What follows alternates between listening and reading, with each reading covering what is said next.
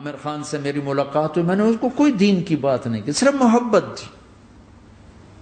اب تک اس کے میسج آتے کہ میں زندگی میں کسی سے متاثر نہیں ہوا، تم پہلے آدمی ہو جس سے میں متاثر ہوں. میں نے کوئی جادو کیا، صرف محبت. لوگوں کو محبت دو، قریب ہوں گے. میں جب گیا بڑی مشکل سے اللہ نے، ملاقات کا کوئی راستہ ہی نہیں تھا، وہ مجھے نہیں جانتا تھا، میں اسے نہیں جانتا تھا، تو کوئی موقع نہیں مل رہا تھا ملاقات کا. تو اللہ نے شاہد آفریدی کو بھیج دیا. شاہد آفریدی اس کی دوستی تھی، ہمارا جو کرکٹر ہے. میں نے اس سے فون پر کہا یار میری ملاقات تو کروا. اس نے ملاقات کروائی. تو اس نے مجھے کہا آدھا گھنٹہ ہے، آدھا گھنٹہ. جب میں پہنچا میکسیمم پونا گھنٹہ. میں کہا ٹھیک. میں گیا تو وہ سہما ہوا چہرہ کہ بھئی مولانا آ گیا، پتہ نہیں کیا کہیں گے، بھئی یہ تو کیا کر رہا ہے، تو حرام کر رہا ہے، ناچ رہا ہے، گا رہا ہے، توبہ کر، ابھی تیرے لیے دوزخ کا فیصلہ ہو جائے. پتہ نہیں کیا ہوا، وہ ڈرا ہوا سہما ہوا تھا. تو میرا ایک دور کالج لائف تھا. میرے اللہ نے مجھے ہدایت دی اور میں 3 دن کے لیے میں اس دوست کو، اس کی نسلوں کو دعائیں دیتا ہوں جو مجھے زبردستی پکڑ کے لے گیا. نہ میرا تبلیغ سے کوئی تعلق، نہ واسطہ، نہ میں کوئی ان سے متاثر. ایک لڑکا تھا، بنگالی تھا، گشت کرتا تھا، لیکن میں اس سے ذرا متاثر نہیں ہوا. میرا دوست متاثر ہو گیا تھا، تو میں تو ان کے قریب سے نہیں گزرتا تھا. تو وہ اور میں اسکول میں اکٹھے آ رہے تھے، کالج میں اکٹھے آ رہے تھے. تو وہ متاثر ہوا، وہ 3 دن کے لیے جا رہا تھا. تو مجھے بتائے بغیر میرا ہاتھ پکڑ کے لے گیا، مجھے کام ہے چلو میرے ساتھ. اور میں اس کو انکار نہیں کر سکتا تھا، یہ میرا اس کا تعلق تھا. اب بھی اسی طرح بھائیوں جیسا تعلق. میں اس کا احسان ماں، مجھے زبردستی لے گیا. ہمارے پنجابی کی مثال ہے، کبے نو لت لگی اس سیدھا ہو گیا. وہ جو ہوتا ہے ہنچ بیک ہوتا ہے نا، اس کو کسی نے لات ماری تو سیدھا ہو گیا. مہربانی بھائی تیری لات سے میں سیدھا ہو گیا. تو مجھے تو وہ کبے والی لت پہ گئی. تو اللہ نے مجھے اس طرف لگا دیا. اور جب میری کالج لائف، میں نے کالج کا بہترین سنگر تھا، اسکول کا بہترین. یہ جنید جمشید کیا ہے جو اس زمانے میں یہ سارا کو ٹھا میں نے سارا کیا ہے. تو اب وہ بیچارہ ایسے بیٹھا ہوا. تو میں نے اس سے بیٹھتے فلموں کی باتیں شروع کر دی. اور تھوڑی دیر بعد کہ میں نے محسوس کیا کہ فرام 60 to 72 جو فلم انڈسٹری کو جتنا میں جانتا تھا اتنا وہ نہیں جانتا تھا. تو اس کے اوپر میرے علم کا روپ پڑ گیا. اس کی لائن کا علم تھا نا.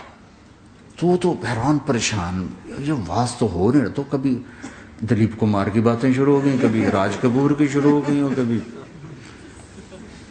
محبوب صاحب شروع ہو گئے، کبھی مدن موہن شروع ہو گئے.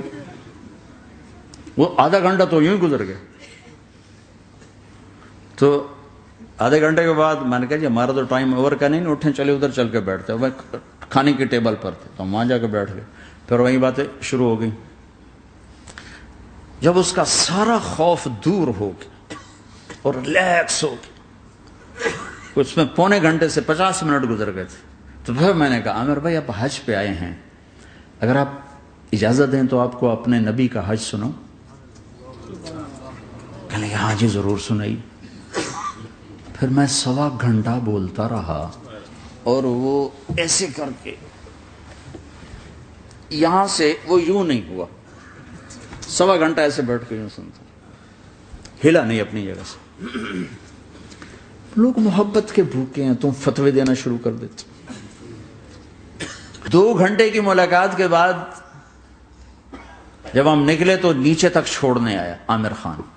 حج کے بعد میں نے کہا ایک ملاقات اور ہو جائے گا، ضرور ہوگی. پھر اس کا میسج آیا کہ میں مدینے چلا گیا ہوں، معذرت چاہتا ہوں. میں نے کہا میں مدینے آ جاؤں گا، میں مدینے پہلے ہو آیا تھا حج سے پہلے. تو اس نے کہا کہ آپ 14 تاریخ کو آ جائیں، 4 سے 6 کا ٹائم میں نے آپ کے لیے رکھا ہے. تو میں جنید اور ایک اور ساتھی ہم دوبارہ وہاں چلے گئے 4 بجے. 4:15 ہم اس کے ساتھ ہماری سٹنگ شروع ہوئی. 4:15 سے 10:15 تک 6 گھنٹے مسلسل. اور اس کے ماتھے پہ ذرا نشان نہیں آیا کہ میں بور ہو رہا ہوں. اور اس کے بعد ہم اٹھے، اس کا جی نہیں چاہ رہا تھا کہ ہم اٹھ کے چلے جائیں. محبت.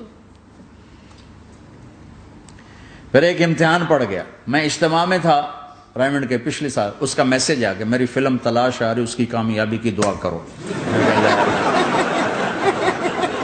لے بھائی اے چنگی بڑھ.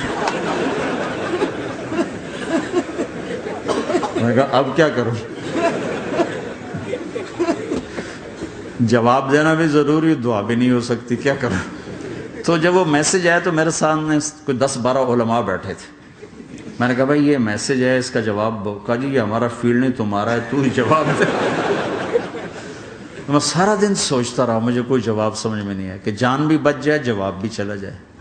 پھر اگلا دن بھی گزر گیا، مجھے کچھ سمجھ میں نہیں آیا. میں عصر کا وضو کر رہا تھا، ایک دم اللہ نے ایک مضمون دل میں ڈالا. تو میں نے فوراً بیٹھ کے اس کو میسج کیا کہ عامر بھائی، جو کریٹو ہوتا ہے نا ذہن، یہ اللہ کسی کسی کو دیتا ہے. تخلیقی ذہن یہ اللہ تعالیٰ کسی کسی کو دیتا ہے، ہر ایک کو نہیں دیتا. اور یہ اللہ کی بہت بڑی عطا ہوتی ہے. اور میں نے تمہارے ساتھ جو وقت گزارا اس میں نے دیکھا کہ اللہ نے تمہیں تخلیقی ذہن دیا ہے، تم کریٹر ہو.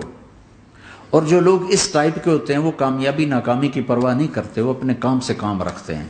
آپ کا بھائی تو فوراً اس کا میسج آیا، آپ ٹھیک کہہ رہے ہیں، آپ ٹھیک کہہ رہے ہیں. بات ہو گئی. پھر میں تھا ہانگ کانگ، میں نے وہاں سے اس کو میسج کیا. دیکھو کسی مصروف آدمی کو براہ راست فون نہ کیا کرو، میسج کیا کرو کہ میں آپ کو فون کر سکتا ہوں، چونکہ میں اس کا بہت ستایا ہوا، بہت ستایا. تو میں نے اسے میسج کیا کہ میں طارق جمیل ہانگ کانگ میں آپ کو فون کر سکتا ہوں، میں آپ کو فون کر سکتا ہوں. میں ہمیشہ اسے، اب بھی میرا فون پہ رابطہ ہے، میں پہلے اسے میسج دیتا ہوں میں آپ کو فون کر سکتا ہوں. اگر اس کا جواب نہ ہے پھر میں نہیں کرتا ہوں. کبھی وہ خود کر لیتا ہے، کبھی وہ میسج دے دیتا ہے کال کر لیں. تو تھوڑی دیر بعد اس کا فون آ گیا، کیونکہ میں اس وقت دلی میں ہوں، کانفرنس میں تھا. تو میں نے آپ کا میسج دیکھا تھا، میں اٹھ کے باہر آ گیا ہوں، ابھی آپ سے بات کر کے پھر میں جاؤں گا. تو اسے باتیں کرتے کرتے کہنے لگا آپ کی دعا سے میری فلم کامیاب ہو گئی. میں کہا یا اللہ میں کوئی نہیں کی تھی تینوں.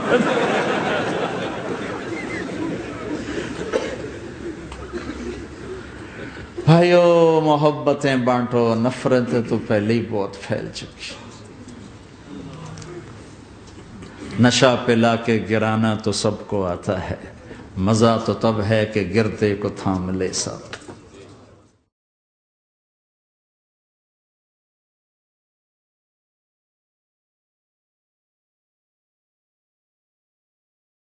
لا إله إلا الله محمد رسول الله عليه صلاة الله وآله والأحبة.